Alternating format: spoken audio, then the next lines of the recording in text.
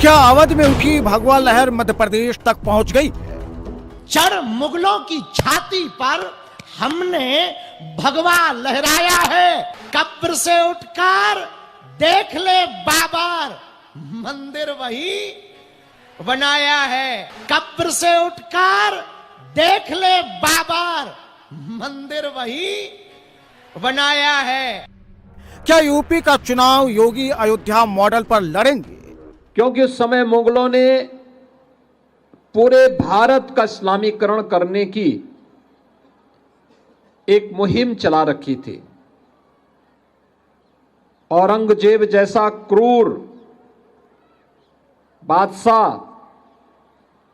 मनमानीपन पर उतर आया था। तिलक को मिटाने के लिए, जनेऊ को समाप्त करने के उद्देश्य से उसने देश भर में तो अत्याचार किया ही। क्या बंगाल में बाबरी बनाकर ममता चुनाव जीतेंगी?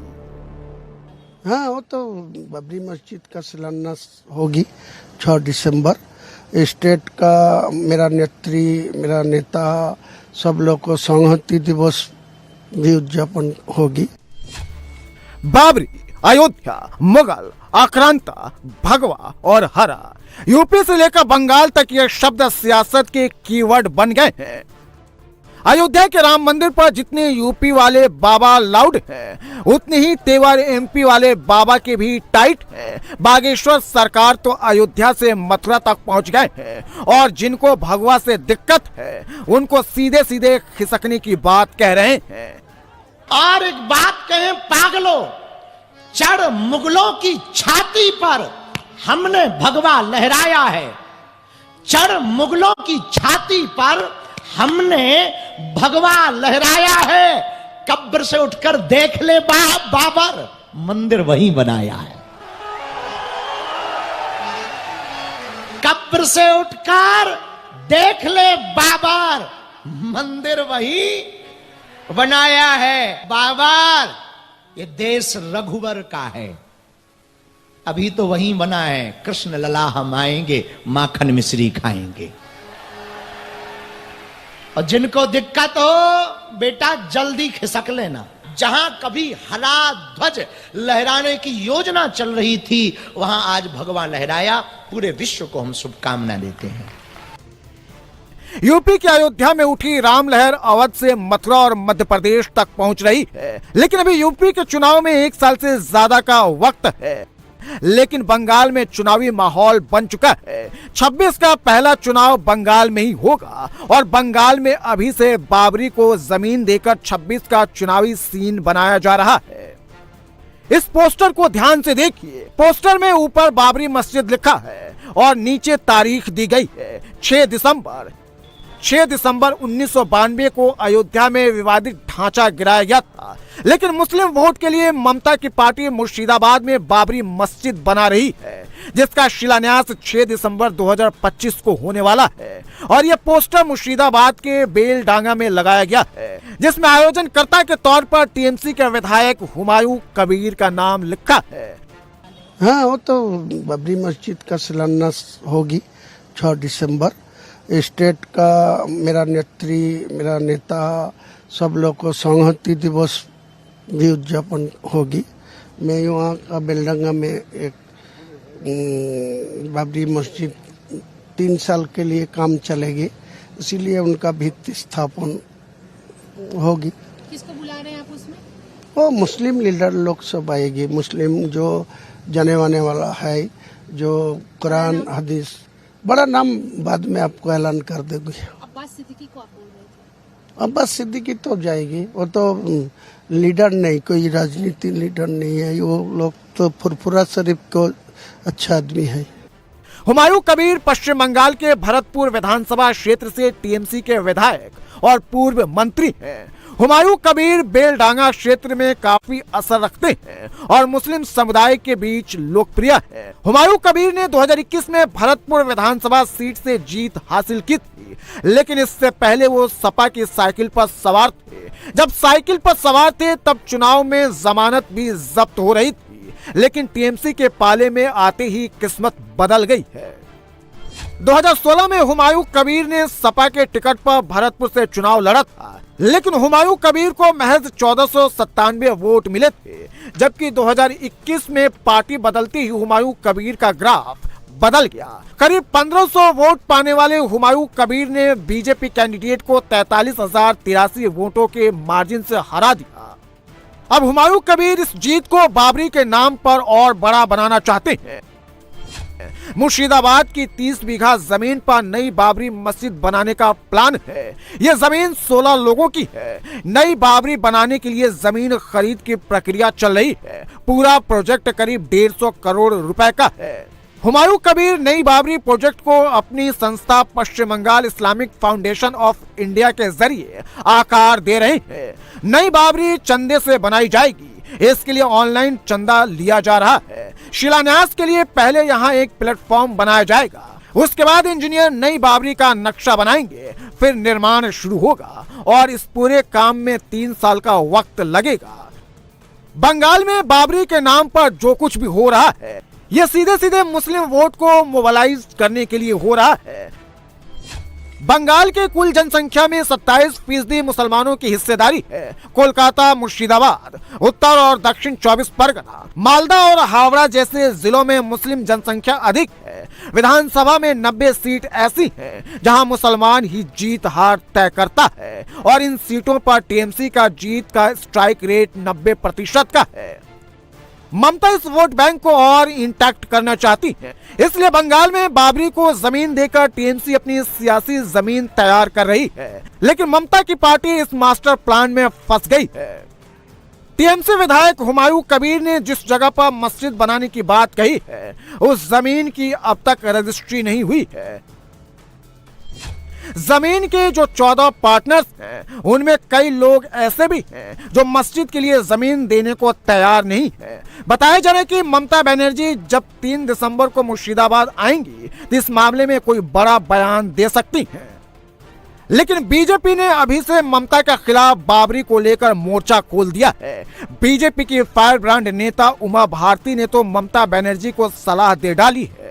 बाबर का नाम और विवादित ढांचे का इतिहास याद दिलाया है और केंद्रीय मंत्री गिरिराज सिंह ने तो इसे टीएमसी को हिंदुओं की लाशों पर राजनीति करने वाली पार्टी बता दिया है। वो बाबरी मस्जिद का नींव टीएमसी नहीं रखेगा, बल्कि बांग्लादेश का नींव रखेगा।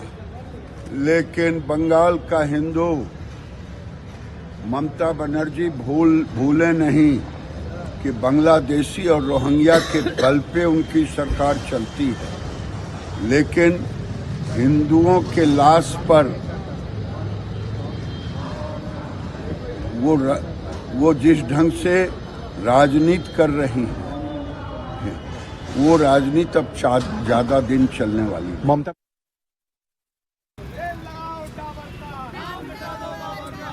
बाबर और बाबरी के नाम पर विवाद यूपी से शुरू हुआ है और बंगाल में ममता की पार्टी के बाबरी वाले दावे के बाद ये विवाद फिर से यूपी पहुंच गया है। आगरा में हिंदू महासभा ने टीएमसी विधायक के खिलाफ मोर्चा खोल दिया है। बात अब मिट्टी और कब्र तक पहुंच गई है।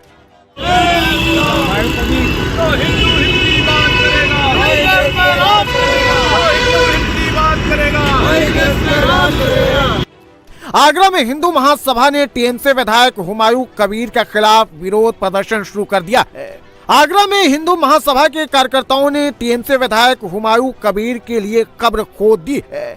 हिंदू महासभा के कार्यकर्ताओं ने कब्र खोदकर टीएमसी विधायक का सांकेतिक दाह संस्कार किया है। कब्र में कफन और फोटो रखकर मिट्टी डाली है, सुपुर्दे खाक किया है और जय श्री राम का जय घोष भी किया।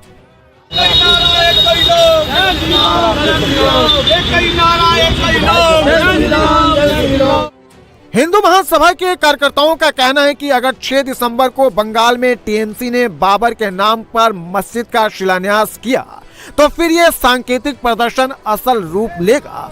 कब्र, मिट्टी और कफन होगा। हिंदुस्तान के अंदर जम्मू कश्मीर से लेकर कन्याकुमारी तक कहीं भी इस तरीके का नींव रखने की कोशिश या खोदने की कोशिश किसी भी व्यक्ति द्वारा की गई, उसके लिए हमने आज जमुना किनारे पर कब्र खोदी है। उसको दफनाने का काम हिंदू महासभा करेगी। आगरा हिंदू महासभा ने ऐलान किया है कि अगर 6 दिसंबर को अगर बंगाल में बाबरी के लिए खुदाई हुई तो 7 दिसंबर को इसी कब्र में वे टीएमसी विधायक को गाड़ेंगे और ऐसा करने वाले के लिए 1 करोड़ के इनाम और 4 सोने की चूड़ियां देने की बात कही जा रही है।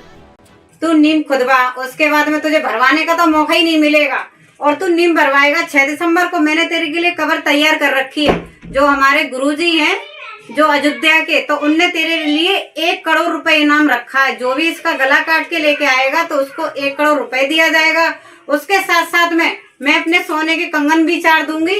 जो इसे आगरा में मैंने कब्र खुदवा दी, जो 7 दिसंबर को इसको लेके आ जाएगा उसी को मैं सोने के कंगन भी दूंगी। अयोध्या में राम मंदिर के ध्वजारोहण और बंगाल में बाबरी के ऐलान के बाद मंदिर और मस्जिद की रेस शुरू हो गई है। मुर्शिदाबाद के पूर्व बीजेपी जिला अध्यक्ष ने मंदिर का ऐलान किया है। बीजेपी बहरामपुर में दूसरा राम मंदिर बनाने का ऐलान कर रही है। बीजेपी के पूर्व जिला अध्यक्ष शखा राव सरकार ने इस ऐलान के लिए पोस्टर जारी किया है। हुमायूं कबीर का जो कार्यक्रम 6 दिसंबर को होने वाला है, इस कार्यक्रम में करीब 2 लाख लोग शामिल होंगे, जिनमें 400 प्रमुख हस्तियां मंच पर उपस्थित रहेंगी। इसमें पश्चिम बंगाल के कई मुस्लिम लीडर समेत कई मौलाना और मौलवी भी शामिल हो सकते हैं। टीएमसी एक नया बाबरी बनाने की बात कर रही है, लेकिन बाबा बागेश्वर तो हर घर को अयोध्या बनाने की बात कर रहे हैं, हर घर पर भगवा लहराने की बात कर रहे हैं। भगवा ध्वज हर घर पर लगा दें। ऊ वालों के, समझ गए ना? 3 मकान हो तो वो हरा रंग का टांग देते, ऐसे लगने लगता जैसे अपन बगल वाले पड़ोसी देश में घुस आए। अपने भी यदि भगवा लहराने लगे ना हर घर के बाहर, ऐसा लगेगा जैसे अयोध्या आ गए हों। ऐसा लगेगा जैसे राम राज्य आ गया हो। तो ये शिवपुरी कर भी सकता, शिवपुरी के लिए कोई बड़ी बात थोड़ी है। अयोध्या से राम मंदिर की जो लहर एमपी और बंगाल तक पहुंच रही है, ये लहर पूरब में असम में भी जाएगी और केरल तमिलनाडु के बाद 2027 में फिर से यूपी में लौट आएगी। राम मंदिर को योगी यूपी चुनाव का मॉडल बनाएंगे। योगी अयोध्या के धर्म ध्वज से हिंदू वोट जोड़ रहे हैं। बात जब अयोध्या की हो, जब सनातन की हो तो योगी खुलकर बोलते हैं। जब बात आक्रांताओं की हो तो योगी डंकी की चोट पर हमला बोलते हैं। और अब योगी के मंत्री भी मैदान में उतर चुके हैं। ममता के बाबरी मॉडल को विदाई का मॉडल बता रहे हैं। ममता बनर्जी जी जा रही हैं, इसलिए घबरा रही हैं और टीएमसी की विदाई का वर्ष है 2026 और बीजेपी वहां जंगल राज को समाप्त करके सुशासन लाने का काम करेगी। 2017 से ही योगी संपूर्ण सनातन वोट जोड़ने के मॉडल पर काम कर रहे हैं। अयोध्या इसी मॉडल से जुड़ता है, काशी और मथुरा भी इसी मॉडल से अटैच होता है। बिहार में सवर्ण, पिछड़े, अति पिछड़े, पासवान, रविदास, दलित और महादलित सबने बीजेपी को वोट दिया।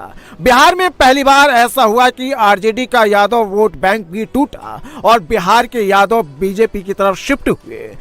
ऐसे में अखिलेश यादव अभी से पैनिक मोड में आ गए हैं। अखिलेश पिक्चर से पॉलिटिकल जमीन तैयार करने में लगे हैं। इस फिल्म ने हमारे तमाम जवान जो जोखिम से भरी हुई जीवन जीते हैं उसको याद दिला रहे हैं। नई पीढ़ी को देखना चाहिए और मैं तो कहूंगा, क्योंकि मैं जाने कितने वर्षों के बाद ये फिल्म देख रहा हूं किसी थिएटर में आकर के, और मैं इसीलिए देखने आया क्योंकि ये रिजांगला की लड़ाई हमारा एक एक फौजी, एक एक जवान और खासकर वो अहीर जो गुड़गांव, हरियाणा और आसपास के रेवाड़ी के रहने वाले हैं, वो आज भी गर्व करते हैं और उनकी इस बहादुरी पर पूरा देश गर्व करता है। अगर 6 दिसंबर को बंगाल में बाबरी का शिलान्यास हुआ तो फिर 26 से 29 तक जितने होंगे वो सारे चुनाव हिंदू मुसलमान की थीम पर होंगे। बंगाल में 70% से ज्यादा हिंदू हैं, यूपी में 80% हिंदू हैं। ऐसे में हिंदू वोट का मीटर कहां झुकेगा, इसका अंदाजा लगाना मुश्किल नहीं है।